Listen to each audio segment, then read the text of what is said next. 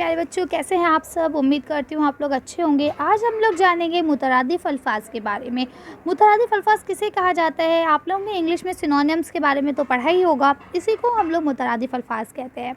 ठीक है, यानी कि ऐसे लफ्ज़ जो मतलब शक्ल में अलग हों लेकिन उनके मायने एक जैसे हों। ठीक है, तो देखिए यहाँ कुछ आपके एग्जाम्पल्स दिए गए हैं, उनके हम देख लेंगे। ये वीडियो आप लोगों को अगर आप 6 to 12 क्लास में हैं तब तक तो आपके काम आएगी। इसके अलावा अगर आप लोग कोई एंट्रेंस एग्ज़ाम की तैयारी कर रहे हैं जो उर्दू से रिलेटेड हो, उसमें भी काम आएगा, जैसे कि आपका सीटेट वगैरह, तो उसमें भी आपको ये मददगार साबित होगी।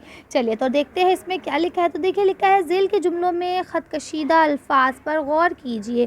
ख़त कशीदा का मतलब होता है जिसके नीचे लकीर खींची गई है। ठीक है, तो अब देखें यहाँ क्या लिखा है। उनकी ज़िंदगी ऐशो आराम में गुजरी। अब ऐशो आराम ये दो लफ्ज़ एक साथ आए वाव के साथ, तो दोनों का मतलब यही है कि आराम से गुजरी, सुकून के साथ गुजरी, है ना। उसके बाद क्या लिखा है, इत्तेहाद और इत्तिफाक ही से कौम तरक्की करती है।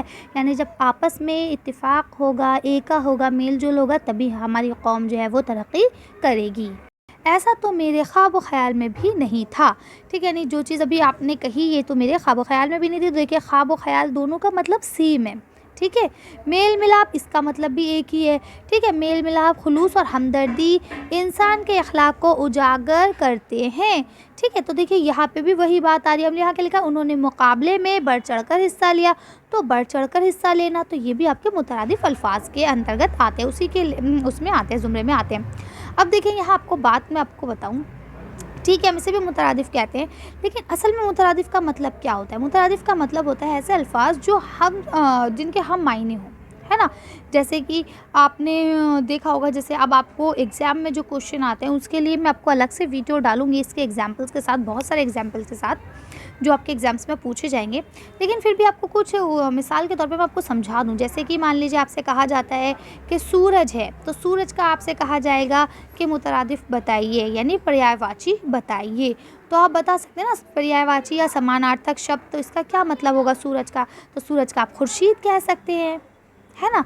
तो सूरज का आप आफ़ताब कह सकते हैं। ठीक है ना, तो इस तरह से ये, लेकिन अब देखिए आफ़ताब या खुर्शीद ये लफ्ज़ अलग हैं, लेकिन इनके माने जो है वो क्या है, बिल्कुल सेम है। ठीक है, तो अब इसकी वीडियो जो एग्जांपल्स के साथ है वो मैं अपलोड करूँगी, तो इसके साथ लिंक भी शेयर कर दूँगी आपका डिस्क्रिप्शन में, अगर आप लोग चाहें तो वहाँ से देख सकते हैं। चलिए आगे पढ़ते हैं। तो देखिए यहाँ लिखा है, बात में ज़ोर पैदा करने के लिए हम कभी जुमलों में ऐसे अल्फाज लाते हैं जो माने के एतबार से एक दूसरे के करीब होते हैं, दोनों लफ्ज़ों के मायने यकसा होते हैं। वही वाली बात आ गई, यकसा माने एक जैसे। अब देखिए यहाँ आगे क्या लिखा है आपका, इत्तिहाद और इत्तिफाक।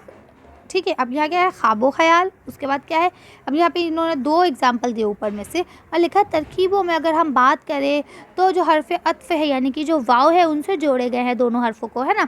तो क्या लिखा, लफ्ज़ों के मायने मिलते जुलते हैं, लेकिन इन लफ्ज़ों के जो मायने हैं वो एक जैसे हैं। इनके अलावा दूसरी मिसालों में मेल मिलाप या बढ़ चढ़ कर में जो है वो उसमें हर्फ अत्फ़ नहीं है, यानी कि वाव का इस्तेमाल नहीं किया गया है, लेकिन इनके भी मायने जो हैं अगर मायनों के लिहाज से देखा जाए तो ये भी यकसा है। ठीक है, अब यहाँ लिखा है वो अल्फाज, ये आपको बहुत सिंपल सी लैंग्वेज में डेफिनेशन बताई गई है। तो क्या लिखा है, वो अल्फाज जो माने में एक दूसरे से मिलते जुलते हों उन्हें मुतरादिफ अल्फाज कहा जाता है। आई बात समझ में। अब देखिए आगे यहाँ क्या लिखा है, मुतरादिफ। अब जो मुतरादिफ अल्फाज है, मुतरादिफ लफ्ज़ों के लिए ज़रूरी नहीं कि दोनों अल्फाज हमेशा एक साथ इस्तेमाल किए जाएं। जैसे कि मतलब ये ज़रूरी नहीं है कि हमेशा एक साथ ही इस्तेमाल उन्हें किया जाए, कभी कदार ये होता है अलग अलग भी इस्तेमाल कर सकते हैं।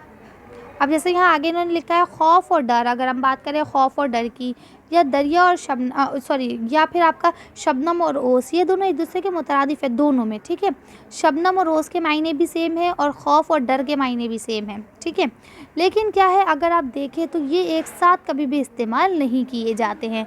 खौफ और डर एक साथ नहीं आएगा। ठीक है, या शबनम और ओस का लफ्ज़ एक साथ इस्तेमाल नहीं किया जाएगा, क्योंकि ये बुक आपकी इंशा वाली है, उर्दू कवायद और इंशा। इसको मैं पढ़ा रही हूँ, पूरी बुक मैंने कंप्लीट करा दी, इसकी एक प्लेलिस्ट भी बना दी है, इसलिए मैं इसे पढ़ा रही हूँ। ये थोड़ा मुश्किल हो रहा है, इसको जब मैं अलग से आपको बताऊँगी ना तब आपको और अच्छे से समझ में आएगा। अब हम नेक्स्ट वीडियो में आपसे मिलेंगे मुतज़ाद अल्फाज के साथ। अगर आपको हमारी वीडियो पसंद आई हो तो प्लीज़ इसे लाइक और शेयर करिए। अगर अभी तक आपने हमारे चैनल को सब्सक्राइब नहीं किया तो प्लीज़ हमारे चैनल को सब्सक्राइब करें। Thank you for watching.